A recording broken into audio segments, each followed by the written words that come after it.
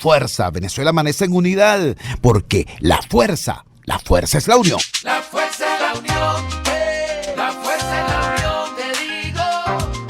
Venga toda Venezuela a organizarse. La fuerza es la unión, la fuerza es la unión. Y a poner tu granito de arena, dale por Venezuela. Actívate, en la unión está la fuerza. Por eso te digo que la fuerza es la unión. Muy buenos días. Bienvenidos todos a este su espacio. La Fuerza en la Unión, una tribuna abierta de la sociedad democrática venezolana para compartir con todos ustedes, más allá de cualquier distingo puntual, partidista o ideológico, la angustia, la preocupación, la justa indignación por lo que ocurre en nuestro país y también la certeza, la confianza, la esperanza de que trabajando juntos, de que remando unidos en la misma dirección, seremos capaces de construir la Venezuela de trabajo y de respeto, la Venezuela con alimentos y con medicinas, la Venezuela con democracia y con libertad, que todos necesitamos y que ciertamente todos merecemos. Una gran cantidad de noticias rompen el celofán esta madrugada, el lunes 24 de agosto, noticias que tienen que ver con el tema sanitario, que tienen que ver con el tema económico, que tienen que ver con la crisis política. Impresionante que en un momento de tanta necesidad nacional haya una crisis tan evidente, tan profunda en los diversos actores de la política nacional, no solamente el tema de la oposición y sus ya tradicionales conflictos para ponerse de acuerdo, o el tema del régimen y sus usualmente despóticas maneras de resolver sus disensos. Es impresionante cómo, repito, en esta hora compleja, en esta hora terrible, los tomadores de decisiones y quienes aspiran a serlo estén hoy presentando un panorama ciertamente delicado también en sus dinámicas internas. Vamos a referirnos en principio a hechos fundamentales que nos afectan a todos. Ayer se conoció a través del portal Argus Media, que es un medio internacional especializado en temas de energía, que el Departamento de Estado norteamericano en la administración Trump en realidad estaría preparando para finales de octubre el corte de suministro de combustible diésel a Venezuela. El combustible diésel está llegando a nuestro país en virtud de una especie de disposición oficiosa, de exención no oficial del gobierno norteamericano para que ese combustible, que es vital para el transporte de alimentos, que es vital para el funcionamiento de las plantas termoeléctricas, llegue a nuestro país. Sin diésel es muy poco probable que las pocas cosas que funcionan en Venezuela sigan funcionando. Esta noticia, además de ser un tema económico, además de ser un tema energético, tiene un severo impacto en la crisis humanitaria, o podría tener un severo impacto en la crisis humanitaria. Buscando opinión experta, tenemos en línea a Feliciano Reina. Feliciano Reina es el director y fundador de Acción Solidaria, es uno de los arquitectos fundamentales de Civilis, esta organización defensora de los derechos humanos, y es la voz que nos representó a toda la sociedad civil venezolana cuando la alta comisionada Michelle Bachelet presentó aquel importantísimo informe sobre Venezuela en el Consejo de Derechos Humanos de la ONU. Feliciano, gracias por atender nuestra llamada madrugadora. ¿Cuál es tu visión de esta amenaza que se cierne sobre el suministro de este combustible? Buenos días, te escuchamos. Mira, gravísimo. La verdad es que eso es algo que viene comentándose desde hace unos días y ahora aparece en este portal como un hecho que va a ser cierto, digamos, que ya en octubre no cese esta licencia que permite la importación hacia Venezuela de gasoil. Es gravísimo, Chugo, y nosotros esperamos, ya hay reacciones desde sociedad civil, desde otros actores, expresando públicamente el rechazo a que esa extensión termine, ¿no?, en el mes de octubre, y nosotros pensamos, Chugo, que aquí hay un papel fundamental que tiene que jugar también el grupo que está en Estados Unidos trabajando con Juan Guaidó para que esta licencia se extienda. No es posible en este momento que haya, además de todas las dificultades que nos están afectando, la posibilidad de que esa llegada de gasoil se cierre para el país.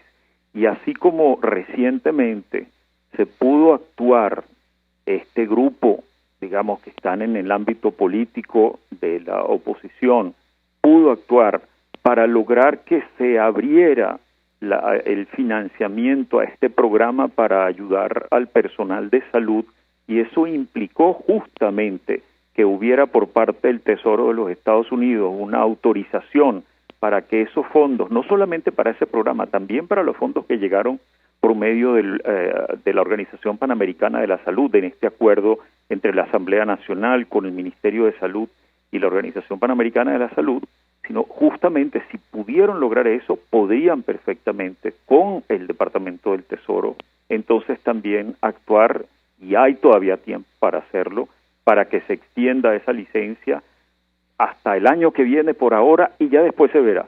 Pero lo cierto es que no puede en este momento, tan cerca ya esta fecha, aceptarse que eso sea posible. Chubo, impedir en este momento el tránsito de alimentos, lo que tú decías ahora de las plantas termoeléctricas, oye, sería fatal para una población que ya está sufriendo suficientemente los efectos de la emergencia humanitaria y ahora agravado por la pandemia. Estamos conversando con Feliciano Reina, una de las voces más reconocibles y más destacadas de la sociedad civil venezolana a propósito de esta situación. Repito, el portal Argus Media, que es un medio internacional especializado en temas de energía, anunció ayer que la administración Trump se prepara para cortar el suministro de diésel a nuestro país.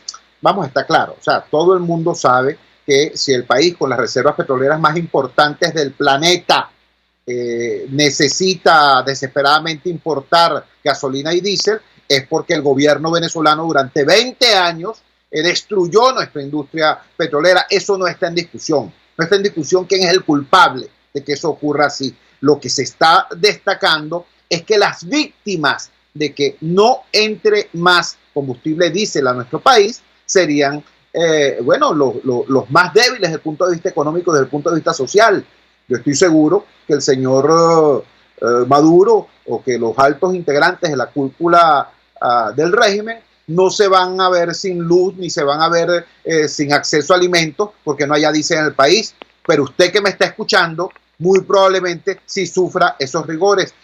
Feliciano, uno de los elementos más graves es que en Venezuela casi todo el transporte de alimentos se hace en combustible, se hace con vehículos que usan combustible diésel. El impacto sería mucho mayor. Háblanos de eso y háblanos también de cuál es la situación del ingreso al país o no del Programa Mundial de Alimentos, un reclamo que se ha venido haciendo desde la sociedad civil venezolana como una solución paliativa, pero muy importante en esta situación de crisis. Te escuchamos. Bueno, fíjate que por eso es que sería en este momento, además, por un lado, urgente, solicitar que no haya ese levantamiento de las excepciones, sino que por el contrario se extiendan y se extiendan por ahora indefinidamente. Eso tiene que ocurrir, eso es fundamental, sobre todo cuando hemos estado exigiendo desde distintos sectores que el Programa Mundial de Alimentos entrara al país. Eso ya parece ser un hecho, incluso muy pronto. Entendemos que ya hay la autorización para esa entrada, pero hemos venido solicitando, y también parece que hay esa posibilidad de apertura, que el Programa Mundial de Alimentos no solamente implemente el componente de la alimentación escolar, que tiene algunos efectos también hacia las familias, ¿no? Esa posibilidad de apoyar a quienes están en esa etapa escolar con alimentos, sino también a sus familias, ¿no? Y a sus miembros de la familia, que es tan importante, que todavía no han llegado a la etapa escolar. Pero también sería posible, y ojalá que eso sea parte del acuerdo que se logre, que el Programa Mundial de Alimentos pueda también implementar sus otros componentes, la transferencia de efectivo a familias que están en situación de vulnerabilidad, que podrían con ese efectivo hacer compras de alimentos que le permitan además guardar la cuarentena en momentos en que, a pesar de los números oficiales, sabemos que la situación del coronavirus no es como la han venido reportando en los últimos días. Podrían apoyar también a pequeños y medianos productores, podrían apoyar en la cadena de distribución de alimentos, pero justamente en este momento en que eso está ya por hacerse efectivo en septiembre y con el inicio de programas entre octubre y noviembre, aunque pensamos que es lejos, pero bueno, es una parte fundamental, bueno, sería realmente hacer un daño crítico a la población venezolana si con esa posibilidad en puertas, entonces se impide la entrada del combustible para el transporte de alimentos y para otras áreas también que son tan importantes. Feliciano, finalmente quisiera consultar tu opinión sobre el siguiente aspecto. Hasta ahora se ha subrayado la política de Estados Unidos hacia Venezuela ha contado con un consenso bipartidista importante, es decir, con el concurso de tanto el Partido Republicano como el Partido Demócrata. Según el reporte de Argus Media, esta medida de cese de esta licencia informal que permite el acceso de Venezuela al combustible diésel estaría planteado para finales de octubre, es decir, a escasos días de las elecciones del 3 de noviembre. Tiene aparentemente un perfil electoral muy claro, una medida de esta naturaleza. ¿Crees tú que sea posible incidir en ese consenso bipartidista que hasta ahora ha venido funcionando para echar atrás esta medida? ¿Eso sería planteable en términos de los esfuerzos de la sociedad civil y de los actores políticos que asuman esta responsabilidad? Mira, tiene que serlo. La verdad es que no es posible que con un elemento tan crítico se pueda, vamos a decir, jugar a la política interna de los Estados Unidos, afectando a millones de personas dentro de Venezuela. Efectivamente, pues estamos entre varias organizaciones de sociedad civil aquí y en Estados Unidos, muy preocupadas por lo que está pasando, conversando para de la manera, ojalá más efectiva posible, podamos hacer incidencia para que esa medida no se tome y efectivamente para que no seamos nosotros como peones en un tablero de juego político en Estados Unidos. Sería gravísimo. Y por otro lado, sí pensamos también que actores políticos tendrían la posibilidad, la capacidad de hacerlo para que en este terreno tan complejo que tenemos en el país y también que está presentándose en la política de los Estados Unidos entre republicanos y demócratas, que sea posible decir, bueno, pueden utilizar otros mecanismos para su diatriba, por ejemplo, en el estado de la Florida, que es lo que uno está viendo como ese espacio en el que se quiere incidir, pero de ninguna manera a millones de personas que en Venezuela sufrirían las consecuencias de una medida tan grave y de tan tremendo impacto, de nuevo sobre una población que ya viene siendo afectada de manera grave. Como tú decías, ahora hay responsabilidades que además están documentadas en este momento del gobierno del señor Maduro, gravísimas, pero no hay que hacer otra vez todo ese recuento cuando se trata de algo que tan evidentemente para todos sería una medida crítica de un daño de verdad catastrófico para la población venezolana. Feliciano, te agradecemos vivamente que nos hayas regalado estos minutos esta madrugada del lunes 24 de agosto. Un gran abrazo, estamos en contacto. Gracias a ti. Feliciano Reina, voz destacada de la sociedad civil venezolana, diciendo algo, sugiriendo algo, bueno, que no haría falta explicarlo demasiado.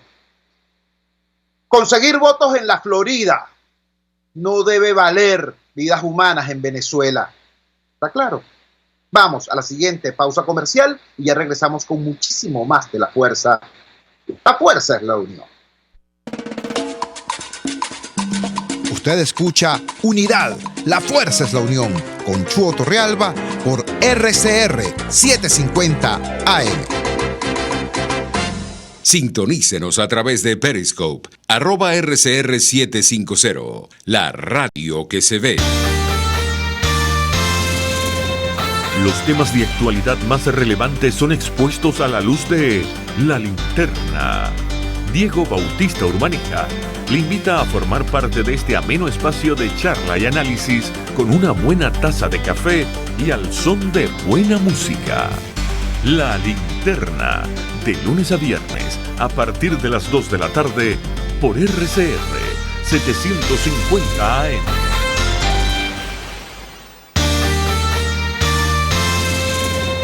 Los temas de actualidad más relevantes son expuestos a la luz de La Linterna.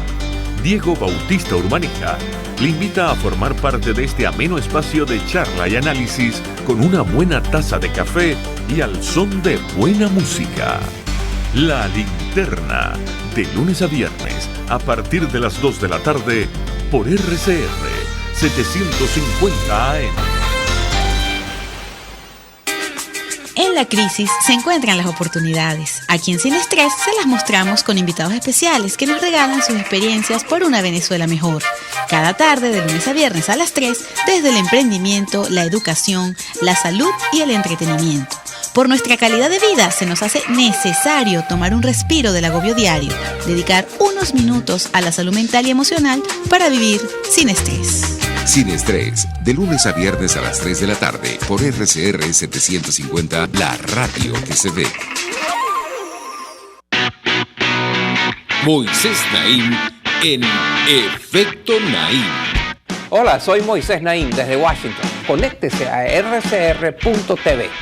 También nos puede seguir por @Efecto Naim en Twitter. Y estamos en Facebook y en Instagram. Y no olvide que puede disfrutar todos los contenidos del programa cuando usted quiera, suscribiéndose a nuestro canal de YouTube. Nos vemos en la radio. Los miércoles y viernes a las 7 de la noche. Solo por RCR 750 AM. Pluralidad contigo. Respeto contigo. Responsabilidad contigo. Libertad contigo. Estamos contigo y punto. De lunes a viernes a la 1 de la tarde. Contigo. Solo por RCR 750 AM. Porque lo bueno une. De costa a costa, cada semana, usted podrá ser parte del sentimiento varguense que inundará la señal de RCR. El Pitazo en Vargas. Acompaña a Luis López en el recorrido por la ruta de la actualidad informativa en el litoral. Comentarios, denuncias, reportes de tránsito y cómo están las playas. Información de primera mano de todo lo que ocurre en el estado Vargas. El Pitazo en Vargas, todos los domingos, a partir de las 8 de la mañana, por RCR 750 AM. Opinión, ideas en debate. Usted escucha a Chuo Torrealba en Unidad. La fuerza es la unión, por RCR. Regresamos a La Fuerza es la Unión y lo hacemos con un tema que impacta de manera directa a por lo menos 8 millones de niños venezolanos. Por lo menos a unos 5 millones de familias. Estoy hablando del tema del año escolar. El pasado 9 de julio, cuando según los registros del propio gobierno, habían 362 casos conocidos de COVID-19 ese día, el 9 de julio, en esa oportunidad, el señor Mauro Moros anunció que el año escolar 2020-2021 abriría de manera, en la modalidad a distancia. Hoy, que tenemos, según los registros oficiales, más del doble de esa cifra, ahora Maduro dice que hay que estudiar la posibilidad de que el año escolar empiece de manera presencial. Hay condiciones para que nuestras escuelas sin agua, hay condiciones para que en nuestras ciudades sin transporte público se reinicie el año escolar en medio de la fase expansiva de la pandemia. Para preguntarle, para buscar criterio experto sobre el particular, tenemos en línea al doctor Leonardo Carvajal. Doctor Leonardo Carvajal es educador, es una persona con larga trayectoria en la formación de educadores, tanto en la Universidad Central de Venezuela como en el doctorado en la UCAP. y es, por cierto, un ciudadano vinculado a luchas muy importantes por la democracia y desde el ámbito educativo. Leonardo, gracias por atender nuestra llamada madrugadora. ¿Cuál es tu posición sobre el tema del año escolar 2020-2021? Maduro ha llamado a un debate. ¿Cuál es tu posición en este debate? Te escuchamos. Buenos días, Jesús y amigos oyentes. Mira, voy a tratar de sintetizarlas, 2 premisas y 2 propuestas al respecto. En primer lugar, ¿qué fue lo que pasó de marzo para acá? Yo afirmo tajantemente que el último trimestre, el de marzo a julio, lo perdieron prácticamente totalmente 4/5 partes de los escolares venezolanos desde primer grado hasta 5º año de bachillerato. Lo perdieron. Que la famosa programación online simplemente fue un bluff descomunal. Mira, apenas el 20% de los planteles son privados y el 80%, es decir, 4/5 partes, son públicos. Las condiciones tecnológicas, las condiciones de todo tipo de la gran mayoría de los muchachos de las escuelas públicas y de buena parte, o por lo menos una parte importante de las escuelas privadas, son deplorables. O si no, ¿dónde es que se mete ese 96% que en COVID señaló de familias venezolanas que están debajo del nivel de la pobreza? O sea, eso significa que si necesitaban algún tipo de insumo, de herramienta tecnológica adicional que no lo tenían para enfrentar una educación online, simplemente no pudieron cubrirlo porque estaban pendientes y acuciados simplemente de satisfacer las necesidades económicas. Y en esto voy a hablar por mi propio ejemplo.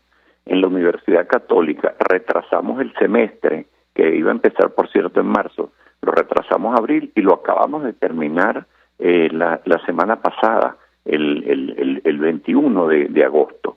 Nosotros pudimos hacerlo. Fue una hazaña importantísima para los 700 profesores y para los, 10.000, 8.000 estudiantes que nos quedaron. Antes teníamos 15, 16.000, ojo. Entonces, ¿qué ocurre?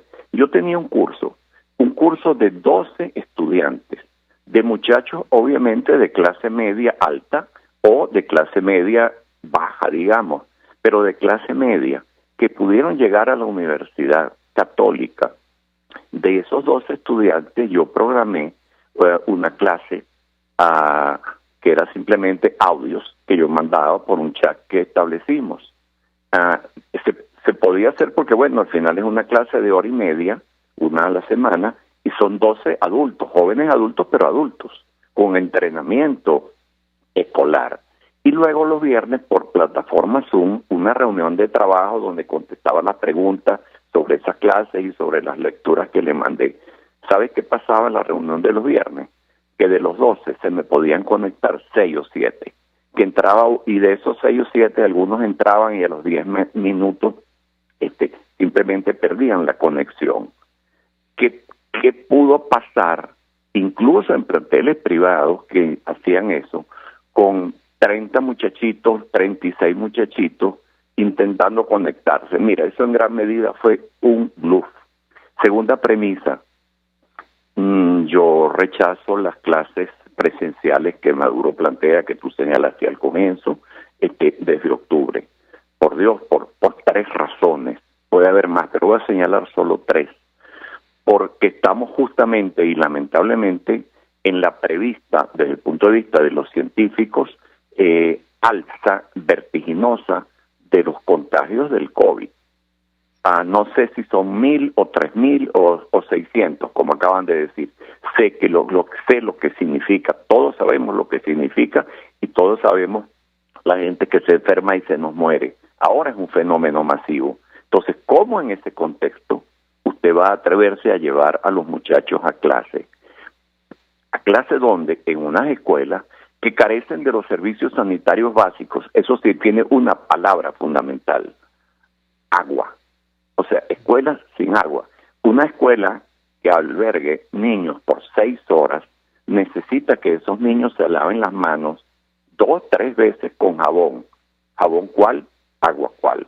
Y en tercer lugar, Isturi se va a caer de una mata de coco si pretende que los 531,000 cargos docentes desempeñados probablemente por unos 300, 400,000 educadores, porque hay muchos que tienen trabajo doble para medio redondear la arepa, pues que arepa ni que niño muerto. Sencillamente los salarios de los docentes por unificarlos promedialmente y de una manera alta son $5 al mes. O sea, si hubo una deserción masiva en el curso escolar 2019-2020 de educadores, o sea, lo que está planteado ahorita sencillamente es que ni siquiera le van a renunciar. Simplemente esos docentes desahuciaron con el dolor de su alma, muchos de ellos, el trabajar en el campo para el que se prepararon, porque con $5, o sea, no necesito decir más. Entonces, no hay docentes, no hay condiciones sanitarias y el virus crece. Entonces, ¿qué yo propongo? Utilizar octubre a diciembre para lo que se debió usar el lapso, digamos, marzo, abril, julio, para proporcionarle a todos los 5, 6 millones, 7, antes había 7, no sé cuántos quedarán ahora, millones de estudiantes, clases televisadas. No se horroricen, no estoy refiriéndome al esperpento que significó la basura que ni siquiera tiene el nombre de pedagogía que proporcionaron a través de BTV. De esa señora pongo un solo ejemplo, que dijo y trató de enseñar que el Guri era quien surtía de agua a los venezolanos, a todas las familias venezolanas. No me estoy refiriendo a esos piratas, me estoy refiriendo a que Aristóbulo Isturi puede simplemente convocar con el apoyo de academias y gremios a 12 buenos expertos por asignatura, por biología, 12, 6 para cada uno de los grados de primaria y 6 para los 5 años de bachillerato. Y esos profesores de biología y los de química y los de matemáticas, etcétera, se reúnen, profesores expertos, estoy hablando, no piratas, que además tengan alguna experiencia televisiva, alguna experiencia de hacer clases amenas. Y entonces simplemente recuperar lo que se perdió. Hay que ser coherente. Si perdimos marzo, julio, bueno, eso puede pasar impunemente. Es que el sistema de formación, de integración de conocimientos, ¿acaso no está graduado, concatenado? ¿Puede perderse un eslabón completo e importarle nada a ellos? No, eso hay que recuperarlo. Y segunda y última propuesta, iniciar un curso, por ahora semipresencial, en otro calendario. Las necesidades obligan, pero tampoco estaríamos cayendo en un abismo. Del 16 de enero al 7 de diciembre del 2021, iniciar y culminar el nuevo año escolar.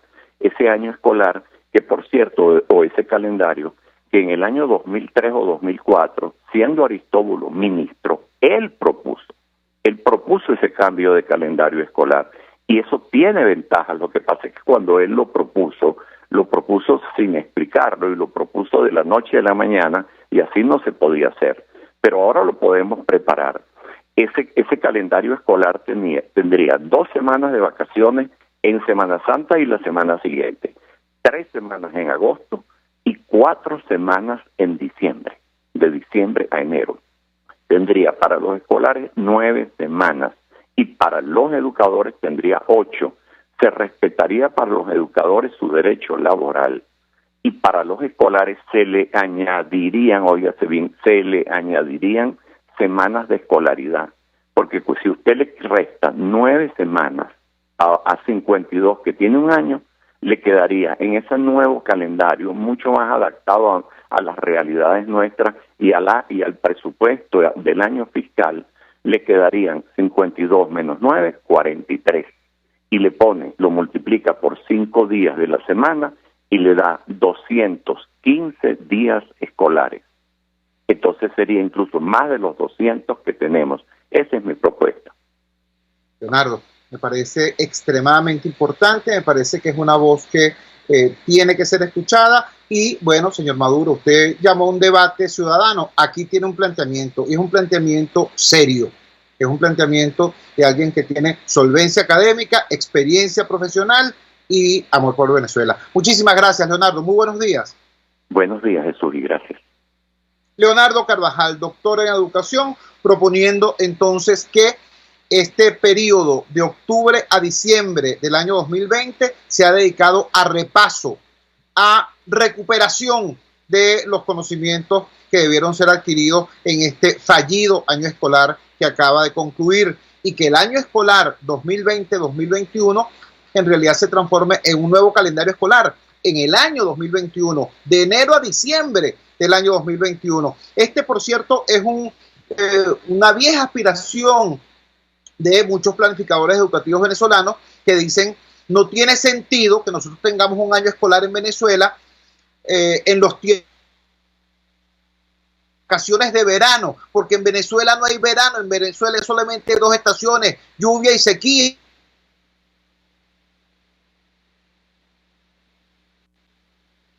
A noviembre o de enero a diciembre, con las salvedades del caso para garantizar los derechos contractuales de los educadores a su respectivo número de semanas de vacaciones. Bueno, esa propuesta la acaba de hacer Leonardo Carvajal: dedicarle los meses que restan del año 2020 a un repaso masivo utilizando las vías televisivas y radiofónicas, añadiría yo, y reprogramar el año escolar en el año 2021. Además, habría que agregar lo siguiente: todo parece indicar que precisamente para el año 2021, para principios del año 2021, estarían disponibles algunas de las vacunas que hoy se están trabajando, que se están verificando, que se están probando ya. Y hasta para eso sería importante que hubiese clases. Recordemos que cuando Venezuela funcionaba, cuando era una república democrática, precisamente las vacunaciones se hacían en muchos casos en las aulas con los niños. Vamos a la siguiente pausa comercial y ya regresamos con muchísimo más de La Fuerza. La fuerza es la unión. Les estamos presentando Unidad. La fuerza es la unión. Solo por RCR 750 AM. Puedes seguirnos en nuestras redes sociales. En Twitter, @RCR750, la radio que se ve. Pluralidad contigo. Respeto contigo.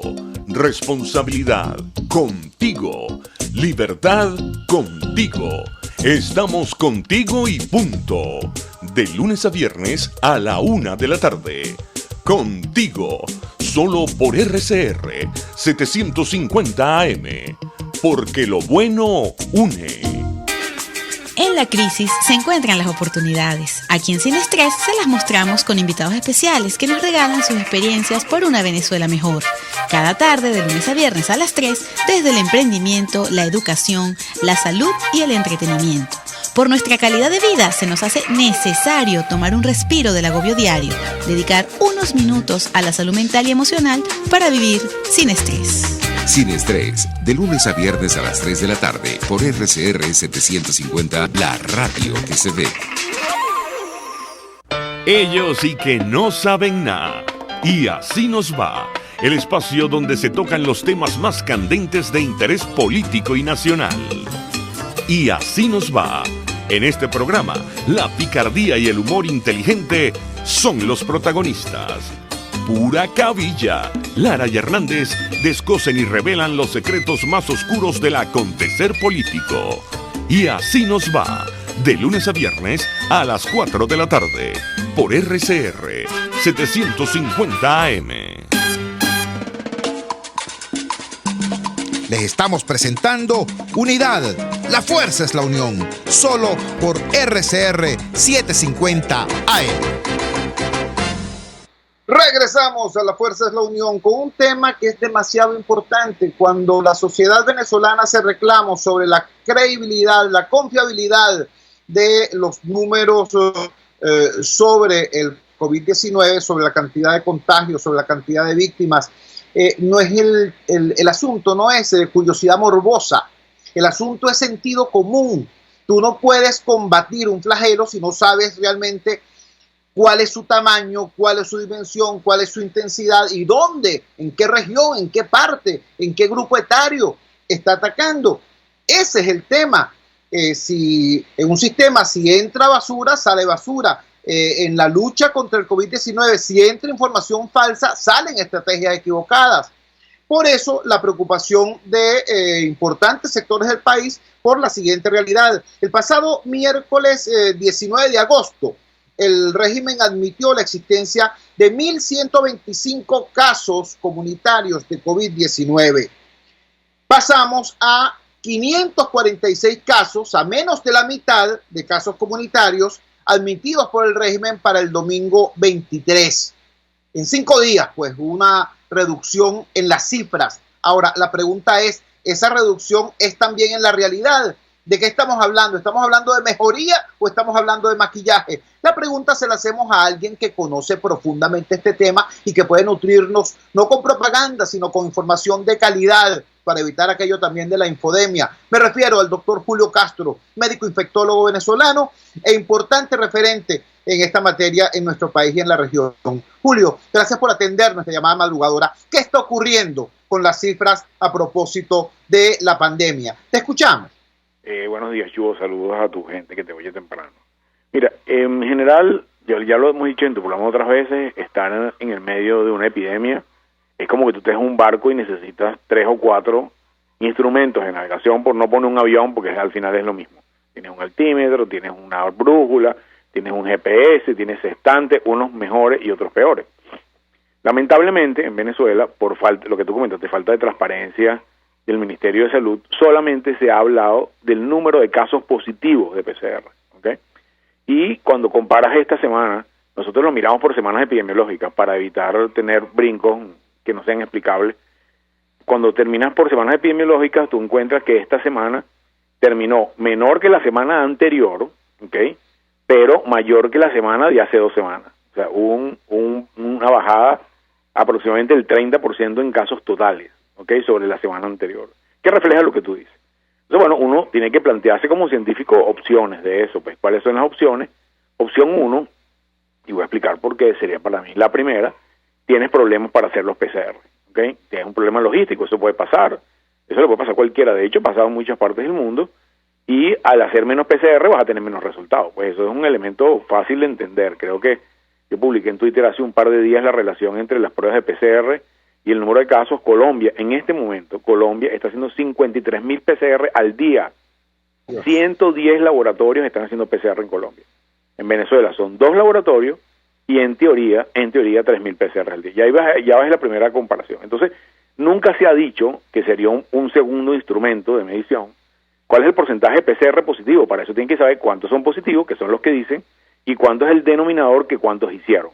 ¿Por qué? Porque si en este caso tú hubieras tenido, suponte que se enfermó alguien en el laboratorio, o tuviste un problema logístico, lo que sea, y hiciste menos PCR, tú le dices a la gente, mire, ya va, espérate un momentico, tenemos menos porque tenemos un problema, pero el porcentaje de positividad está de acuerdo a lo que veníamos viendo anteriormente. Entonces hay que tomar estos números con precaución, y tú eres transparente con la información. Hombre, ese número es el número mejor guardado del mundo.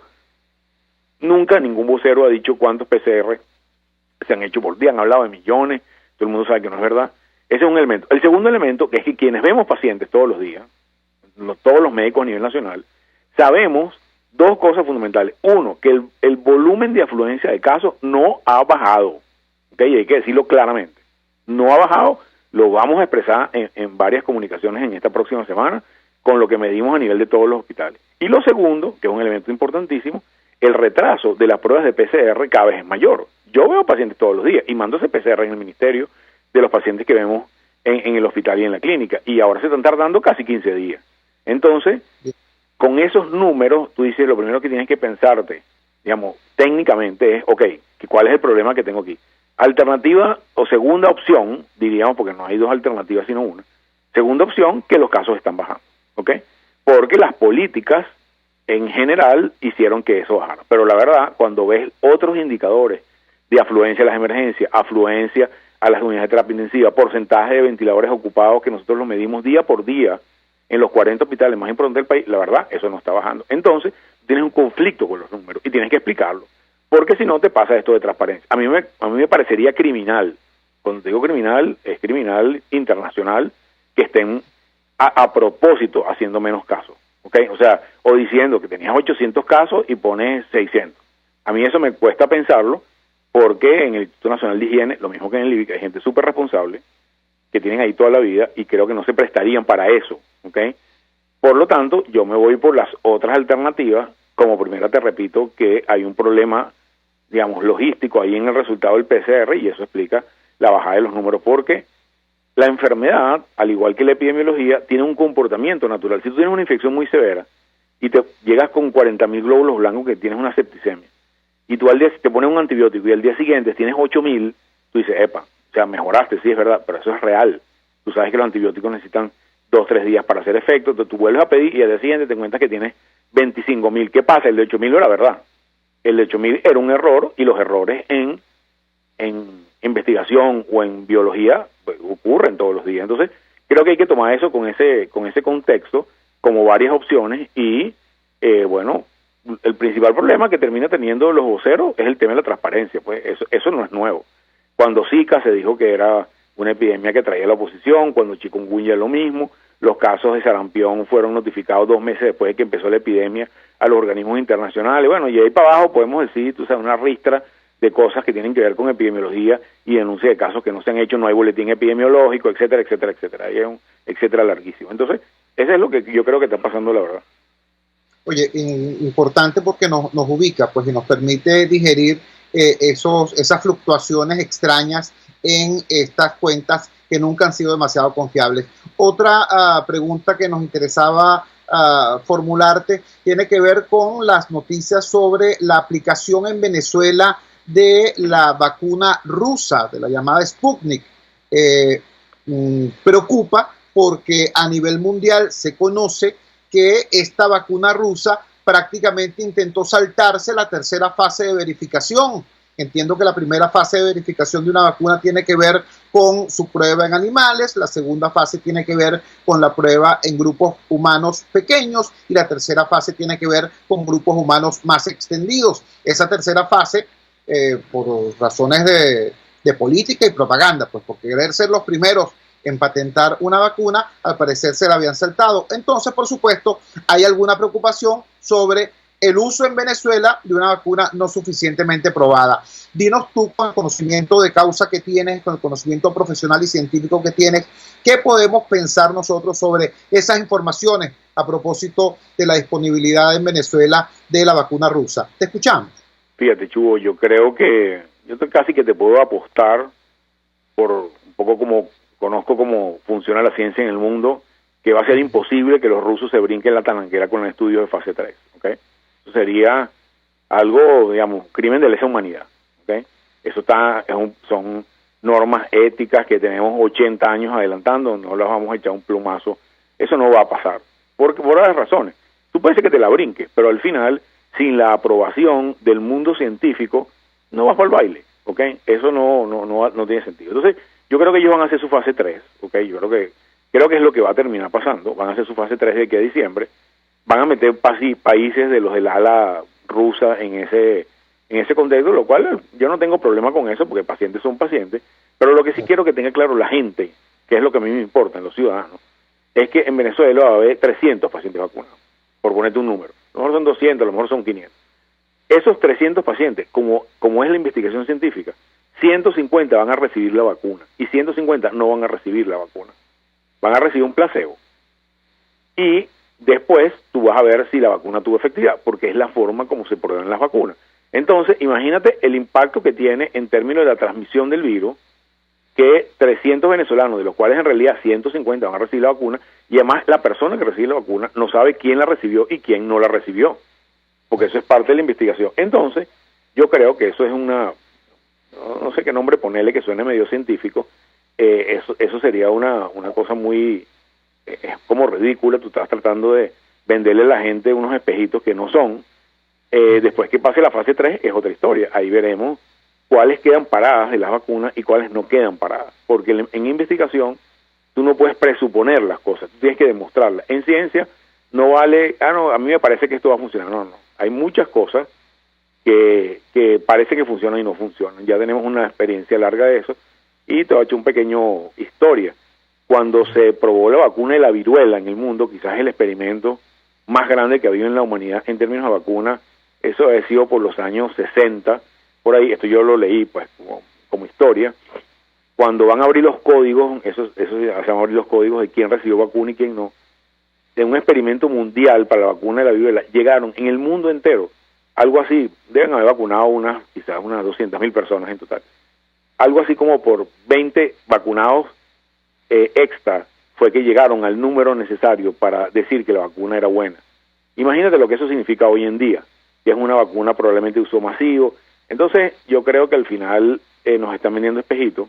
Eso es una cosa ridícula, la verdad, y yo le puedo apostar al que quiera que no vamos a tener vacuna de uso ciudadano completo, de ninguna, ni de Oxford, ni americano, ni antes de enero. Eso es imposible hacerlo, porque la ciencia llegó hasta aquí dándose muchos trompones y no vamos a echar para atrás. Lo peor que nos pudiera pasar es que sacáramos una vacuna apurada que tenga algún efecto secundario o que no sea eficiente. Eso cambiaría el rostro de la humanidad, y yo quiero ser muy responsable diciendo eso. Buena parte de lo que hemos avanzado en la humanidad es el efecto que tienen las vacunas sobre las enfermedades que tenemos controladas. Y echar para atrás eso sería un retroceso de 80 años en salud. Y eso nadie lo va a asumir, ese riesgo, ni la OMS, ni la FDA, ni la Agencia Europea de Regulación, ni los rusos, ni los chinos, ni nadie. Entonces, yo creo que eso es algo que tenemos que esperar a ver cuáles son los resultados, y cuando nos toque ponernos la vacuna nos la pondremos.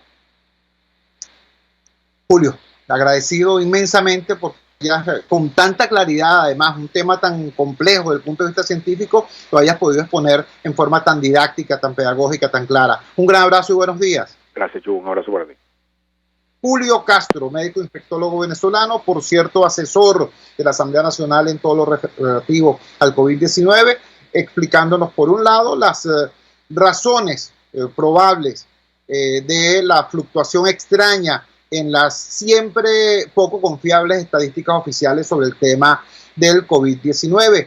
Y luego aclara pues todo este asunto propagandístico, todo este asunto de micrófonos del gobierno a propósito de la presunta utilización en Venezuela de la vacuna rusa. Dice, es posible que en la tercera fase hayan una cantidad de personas, de venezolanos que se presten para esta tercera fase de experimentación, pero serán números extremadamente reducidos. Lo que tiene que ver con la aplicación masiva de cualquier vacuna pasa porque en efecto esa tercera fase de experimentación, de verificación, se cumpla. Gracias, Julio Castro. Vamos a la siguiente pausa comercial y ya regresamos con muchísimo más de La Fuerza. La Fuerza es la Unión. Les estamos presentando Unidad, la fuerza es la unión, solo por RCR 750 AM. Puedes seguirnos en nuestras redes sociales. En Twitter, @RCR750, la radio que se ve. Mis amigos, una empresa comprometida y responsable con su personal es una empresa segura, y Produzca es la compañía pionera en Venezuela que ofrece la mayor cantidad de equipos de comprobada calidad para garantizar la seguridad integral de toda la nómina industrial de cualquier empresa. El catálogo de Produzca es inmenso, todo tipo de guantes, cascos, accesorios y productos varios de protección para tu personal. Conoce más de Produzca en www.produzca.com. Produzca, seguridad en tu empresa de los pies a la cabeza. Antes de empezar el día, entérese de lo que acontece en el país junto a Pedro García Otero en Titulares de la Mañana. De lunes a viernes a las 6:30 de la mañana. Acompáñelo y empiece su día bien informado. Titulares de la Mañana con Pedro García Otero. Solo por RCR 750 AM. Porque lo bueno une. Amanece con la fuerza de un país que quiere cambio. Chuo Torrealba está al aire en Unidad. La fuerza es la unión. 482-9750 y @Chuo Torrealba por RCR. Regresamos a La Fuerza es la Unión. Vamos a hacer el anuncio de lo que va a ser la temática fundamental de nuestro programa de mañana. Miren, amigos, ya ustedes han visto, ya ustedes han escuchado cómo en los diferentes ámbitos de la vida nacional, los ámbitos fundamentales, hablamos del tema de la alimentación y la enfermedad con Feliciano Reina en el primer segmento, hablamos del desastre que podría significar desde el punto de vista sanitario, pero también desde el punto de vista del futuro del país, el arranque improvisado del año escolar con el doctor Leonardo Carvajal. Y finalmente hablamos con el doctor Julio Castro acerca, de este drama de estar combatiendo a uno de los enemigos más poderosos que tiene la humanidad en este momento, como es la pandemia, prácticamente a ciegas, porque quien debería suministrar información de calidad no la suministra, ni es información ni es de calidad, es propaganda y es balurda. ¿Entiendes? Entonces, este es un daño tremendamente grave a todo el cuerpo social. En medio de una crisis como esta, uno debiera decir, pero ¿dónde está el piloto? ¿Dónde está el piloto? ¿Dónde están los factores, ¿no? Los tomadores de decisiones? ¿Dónde están quienes tienen en sus manos las palancas del poder o quienes quieren tenerlas? Bueno, resulta que nos encontramos con que ambos actores están atravesando unas crisis muy, muy, muy profundas. En el caso de la oposición, ustedes vieron lo que ocurrió ayer. El presidente Guaidó hace un anuncio importante y dice que va a nombrar un equipo de personas que van a coordinar con los sectores de la sociedad en función de una nueva ruta, de una nueva estrategia, y resulta que no había concertado ni siquiera con las personas que estaba designando para esos cargos, para esas responsabilidades. Se produjo la situación compleja con la doctora Thais Peñalver, que de manera muy seria dice, yo no puedo sencillamente pertenecer a algo que desconozco, ¿no? No se había concertado con ella, que supuestamente iba a ser una de las concertadoras, imagínate tú. Por otro lado, tenemos la propuesta del dirigente Enrique Capriles Radonsky. Emite ayer un documento diciéndole a Guaidó, aquí hay que hacer un debate, sí, pero un debate sobre todas las alternativas. No puede ser que tú nos encallejones a discutir sobre la abstención. ¿Cómo hacer viable el planteamiento abstencionista? Capriles dice, vamos a discutir todo el panorama. Esa crisis está en la oposición. Digo crisis porque cuando tenemos apenas meses para un evento político importante, llámalo elección, llámalo fraude, llámalo como quieras, pero es un evento político importante que a estas alturas estemos discutiendo qué es lo que se va a hacer frente a eso, evidentemente es crítico. Pero más crítico es lo que está ocurriendo dentro del oficialismo. Están secuestrando los partidos, se están judicializando los partidos, le están metiendo el SEBIN al Partido Comunista de Venezuela, le quitaron la directiva al PPT, le quitaron la directiva a Tupamaro, están haciendo, uso y abuso incluso de la represión contra militantes de base de esa organización. De hecho, hoy el Sindicato Nacional de Trabajadores de la Prensa denuncia el asesinato de dos activistas del PSUV, concretamente el señor Andrés Eloy Nieves y el señor Víctor Torres, quienes eran trabajadores de una agencia comunitaria de noticias, de una televisora comunitaria llamada Guacamaya TV en Cabimas, estado Zulia. Fueron asesinados por un operativo del FAES en la sede de esa televisión. Pero es que hace unos días, concretamente el 18 de agosto, se conoció también que Carmelo Bislick, dirigente del PSUV, fue asesinado en Güiria, luego de ser secuestrado ayer en su casa, el día 17, en su casa. Bislick venía realizando importantes denuncias sobre tráfico de combustible y de drogas, extorsión y corrupción en el estado Sucre. ¿Qué está pasando entonces en ambas formaciones políticas en este momento de severa crisis nacional? Ese es el tema que vamos a conversar, a discutir, a investigar en el día de mañana acá en las Fuerzas de la Unión. Trabajamos para ustedes en la dirección general de la emisora, Jaime Nestares. Al frente de los controles estuvo César Arteaga. Habló para ustedes su amigo, comunicador popular, activista social, ciudadano en lucha por la democracia y por la libertad, Jesús Chuo Torrealba. Ahora más que nunca, fuerza Venezuela, porque la fuerza es la unión. RCR presentó Unidad, la fuerza es la unión, con Chuo Torrealba, solo por RCR 750 AM.